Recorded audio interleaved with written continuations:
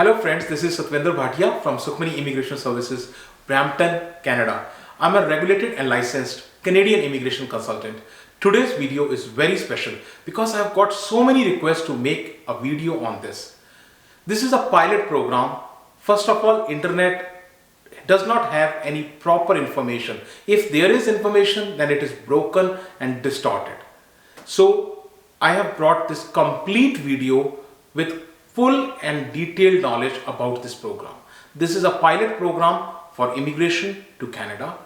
Before I start, I request you, if you have not subscribed to the channel so far, please consider subscribing. We talk a lot about Canadian immigration, news, update, tips and tricks on this channel. If you like the video, share it with your family and friends. The same video is available in Punjabi language also.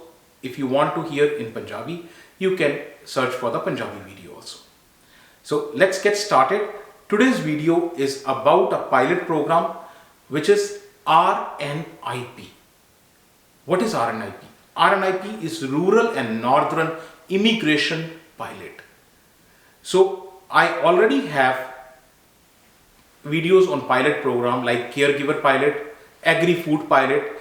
Atlantic Immigration was a pilot program, but it changed to Atlantic program. So that was also there. But you know what? These pilot programs, government come time to time and they bring new immigrants as a result of these pilot programs. So now let us look at this RNIP, which is an immigration pilot program. RNIP, what is RNIP? It is a economic program, under economic class. It is a pilot program and it is community driven. So mark this word, community driven. This is a center point of everything. So here communities are given strong power and communities say yes or no to a particular candidate. So it is community driven. The benefit, the reason that it is designed to spread the benefits of immigration to the smaller towns and cities. So RNIP does not include Quebec province and RNIP also do not include any of the Atlantic provinces. Because for Atlantic, on the similar lines, we have Atlantic Immigration Program. I have a complete video on that. If you have not seen, you can check Atlantic Immigration Program too.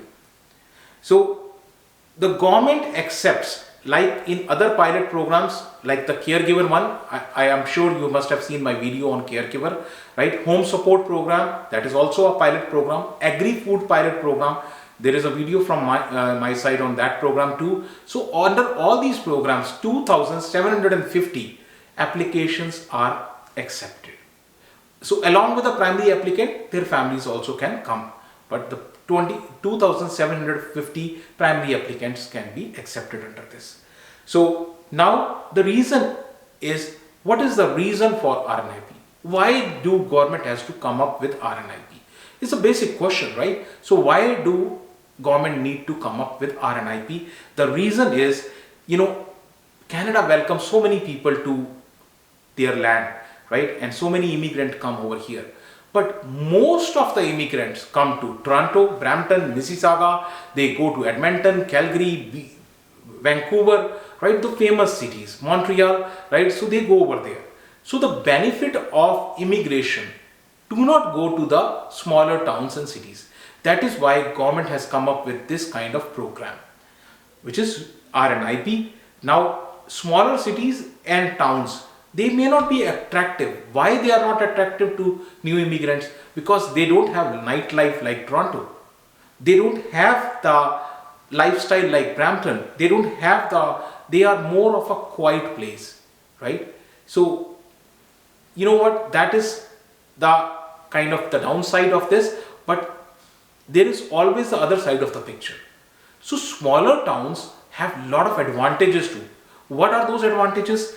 The advantages of smaller towns are their job market is less competitive. They have few people, right? So for one post, they get limited number of applications, your chances go up, right? Similarly for education also, look at the Toronto University, like look at the colleges here in Toronto area, very high percentage is required.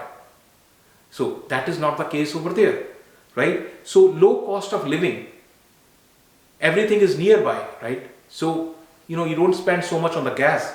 And cost of insurance, of course, in Toronto, in Brampton, the cost of insurance, housing and car insurance is excessive. That is not the case in smaller towns, right? Housing cost, I don't want to say anything about housing. Honestly, in cities like Brampton, Toronto, Mississauga, somebody got a house, he is like king. So that's what I can say. In smaller cities, smaller towns, you can buy at least twice, thrice, or sometimes 4 times the size of a house you can get in the cities like Toronto, Brampton, Mississauga. So that is also an advantage. And now, role of communities in RNIP. As I said, communities are the center point around which everything revolves, right? They approve or disapprove. So communities are playing the main role in RNIP. And all participating communities have employment portals on the websites. They have websites you can go. They have details over there, right? They provide the training to the employers, which then employers get approved, and then they post a job over there, right? So communities will assess, they make assessment about the candidate. Once they get the approval, only then candidate can come over here. So they choose the best fit for their community. Communities also check that the genuine requirement is there from the employer, and also the intention of a person to stay in the community is there. So all these is being checked by the community itself. Now, participating communities. So as I said, Atlantic provinces, 4 Atlantic provinces do not participate. Quebec do not participate in this program.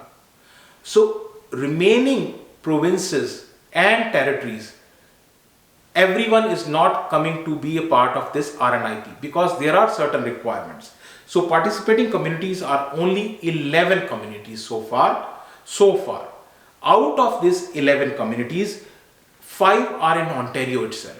What 5 communities? North Bay, Sudbury, Timmins, Sault Ste. Marie, and Thunder Bay, right? So Brandon and Altona are in Manitoba. Then you have Saskatchewan, Alberta communities. Then you have Vernon from British Columbia and West Kootenay from British Columbia.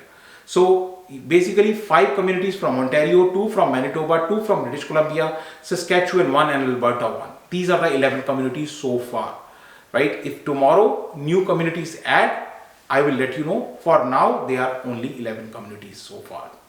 Now, how are these communities selected? There is a process. Not every community can come and say, no, I want to be a part of RNIP. This doesn't work like this. It doesn't work like this. There is a process. The first thing is the population of the community. The population has to be less than or equal to 50,000.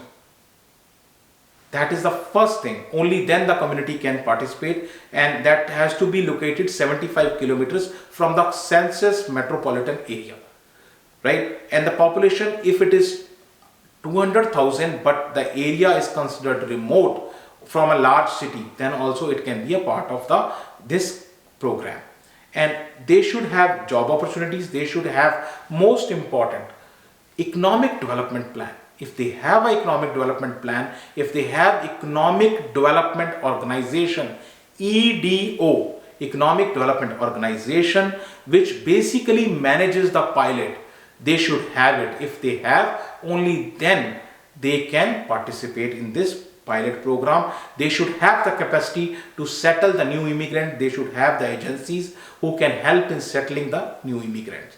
And they should have all the key services, including education, housing, university, colleges, transportation, healthcare. They should have everything to welcome a new immigrant. So these are the requirements for the community. And based on these requirements, so far 11 communities have qualified. And they have their own individual websites, as I already mentioned to you. Now, it's very important, please pay attention here. So it is very important to understand the process. This process is not clear to many people. So I'm trying to make this entire roadmap, how RNIP works in front of you, making it very clear. So please pay attention on here. So this is how the roadmap should be, right? So this is how the roadmap starts. So you start and your eligibility is determined. What are the requirements you need to have? What are the requirements you need to fulfill?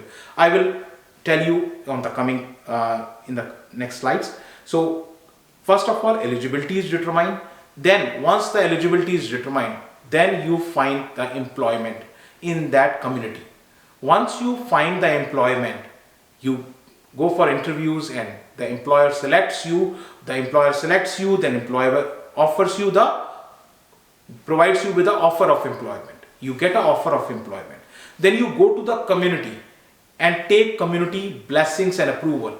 Community provides you with approval. Then the next step is that you submit the application for PR.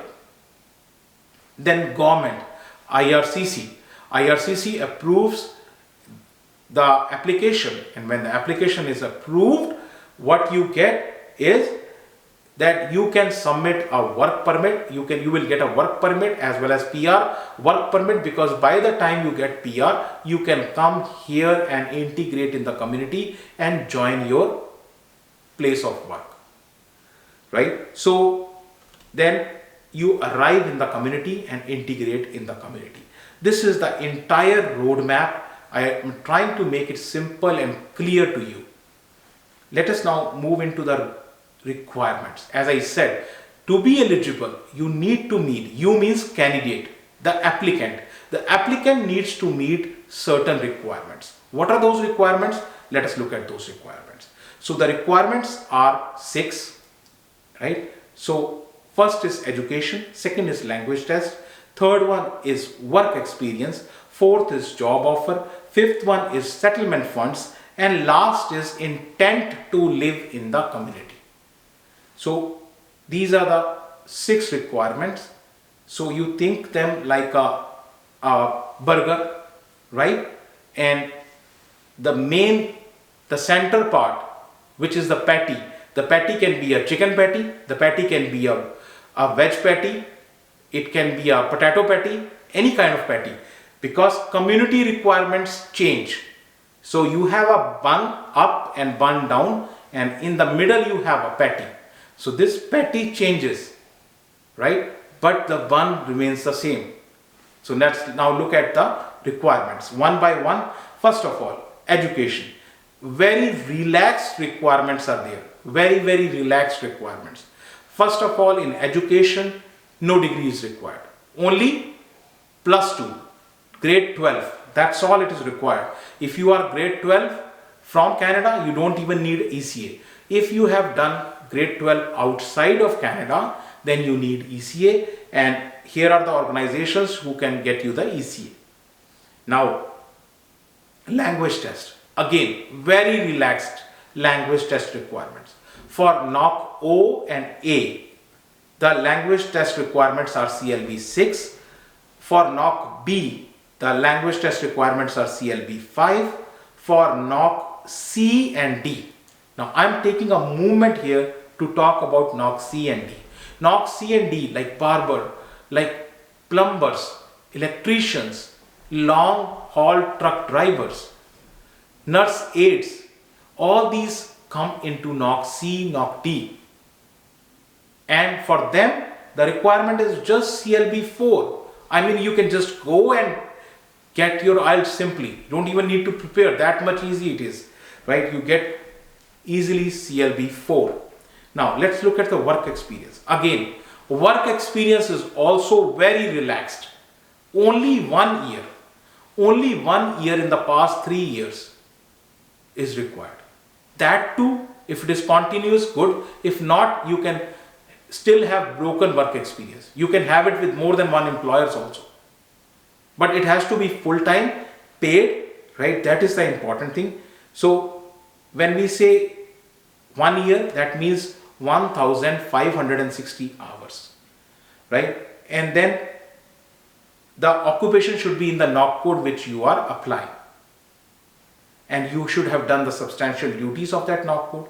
And one very important thing, and I know a lot of people don't have clarity on this because this is a new regulation which came in. What is this regulation? Students, international students who have graduated from a community, for example, say North Perry, somebody had graduated from North Bay, or graduated from Sudbury, right, or any other place, right, say Susan Mary, right. So if they have graduated from those areas and they have done 2 years of course, they don't even need work experience. So work experience is waived off. That requirement is also waived off for international students who have graduated from these communities. Now, number 4.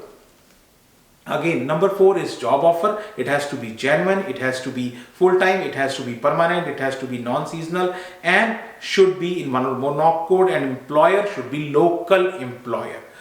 Now, who is local employer? Local employer is a person who meets the following requirements. He is active in that community and he has real job openings and he has no past issues with employment law, and of course he is ready to fulfill the requirements or obligations. So this is what local employer needs to do. Now looking at point number 5, which is settlement fund. Here also settlement fund also is relaxed. So the amount of settlement fund you need to show under express entry and under various pre-NP programs is not the same. Here lesser amount of money is required. So settlement fund, you need to show less amount of money to move to Canada. This is the same money. It has to be your money. You cannot borrow it from someone. Okay, you give me this much money and put it into my account. No, it's not going to work like this. So that money has to be from your account statement. You can show stocks, bond, debentures, T-bills, all these things you can show. And the money has to be as per the LICO table. Below, again, as I said, the requirement for settlement fund is also relaxed. Now, last point, which is point number 6, intent to live in the country. So it is very, very important to have the intent to live in that community. So how do you prove that intent? You tell the visa officer, in your application that you planning to live in this community, make it as your home, you will be staying here. So IRCC approves your application.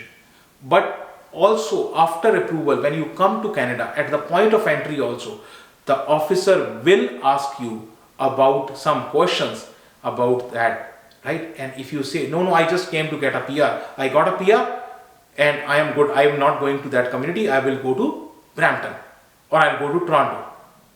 So what the officer will do, he will say, there is your plane, you take it and go back to your home country. Plus, you will be banned and there will be an allegation of misrepresentation. So please be careful at that time, right? Lastly, as I said, these are the 6 requirements. So just to make it easy, I have given you a kind of a shape of a burger. So 3 above, 3 below, and in the middle there is a patty. Now this patty changes. This is community requirement. This community specific requirements are not same.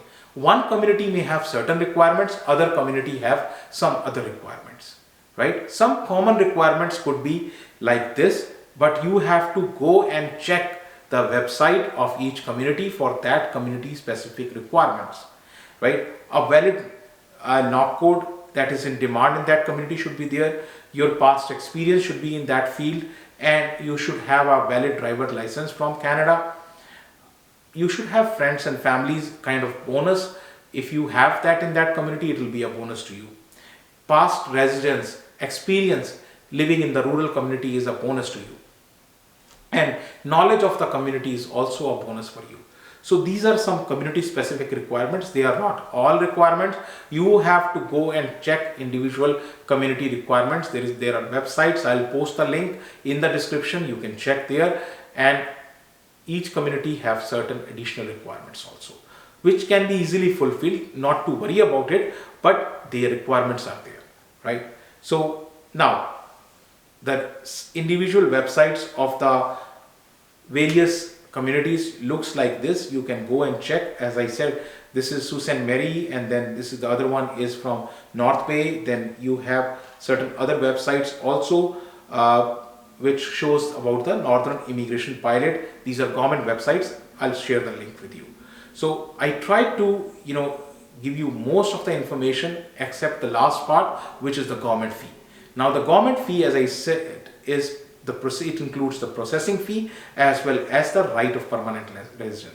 So processing fee is $825 plus right of permanent residence fee is $500, which is same for your spouse, and for the kids it is dependent child, it is $225.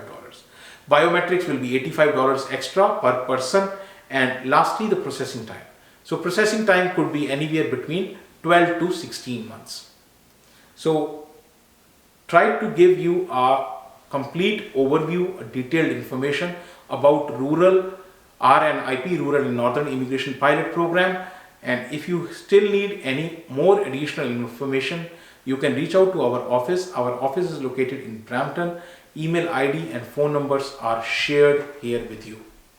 And once again, if you have not subscribed, please subscribe to the channel, and thank you very much for watching the video. Thanks.